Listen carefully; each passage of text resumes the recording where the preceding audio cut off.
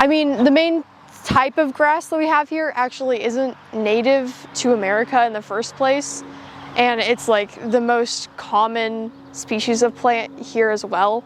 And grass is so like hardy that you can't really get rid of it easily. When you have such a strong plant that's everywhere in a place, it'll just slowly cut down all the materials that the natural native plants use to survive. When those materials are gone, the native plants start dying off, and then all the insects and the animals that feed off of those native plants start dying off too. And it's just a whole chain reaction that affects the entire climate of the area when you implant like such a strong, large colony of this everywhere. Yeah.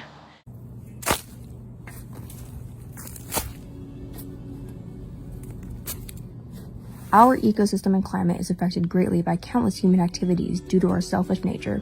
Many of these are arguably useless, including the one that I'm about to talk about now. Grass. In 1876, the U.S. Department of Agriculture first introduced the ever-growing green plants, and since then these common species have grown and spread both in quantity and popularity over the decades, to eventually cover a total of 2% of America's land today. 2% may not sound like a lot, but in total that is more than any agricultural plant that we grow, and in total covers 38 million acres of land in America. How much is that? Imagine around 25 1/3 Delawares all haphazardly glued together. Even though these plant species are constantly surrounding us and have been for many years, they are an invasive species and in turn greatly affect our biodiversity and ecosystem, creating biodiversity deserts all around our country, and also producing more greenhouse gases than they absorb. For this project, I'm going to be focusing on how it impacts our biodiversity and why it is so important that we help stop it. Here's Chai, a concerned biologist, to give you more details.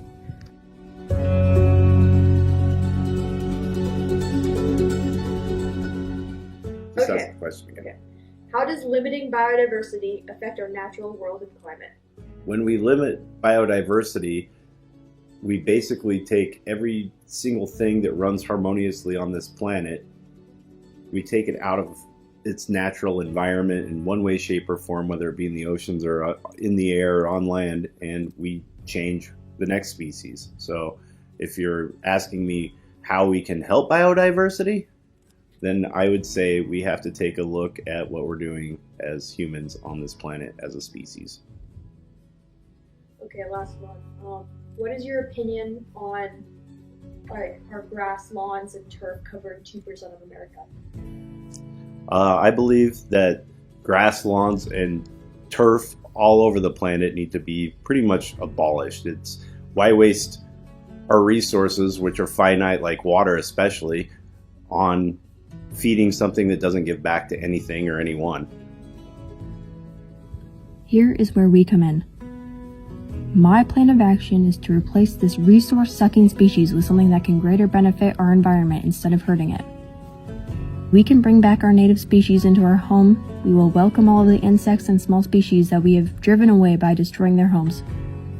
For Idaho, where I live, this may include plants such as sagebrush or wheatgrass, but you could also fill your lawn with the beautiful yellow flowers of arrowleaf balsam root or the bouncy blue petals of the common camas to create a luscious, colorful tapestry lawn. You may think that this can't benefit you, but people have recently been planting more eco-friendly plants such as simple clover instead of grass to help persuade our bees and other clover-loving insects to come back. A nice thing about lawns made of clovers is how they require far less water and less resources to grow due to their more native nature. They also completely eliminate the need to mow your lawn. Plus, it's adorable. There is no excuse not to bring back our native species that we once loved, and now is more important than ever. We still have a chance if we act now.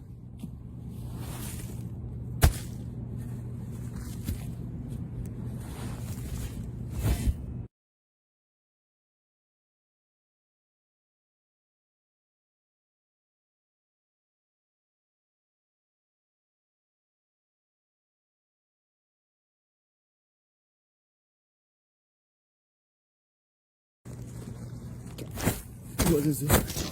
iPhone?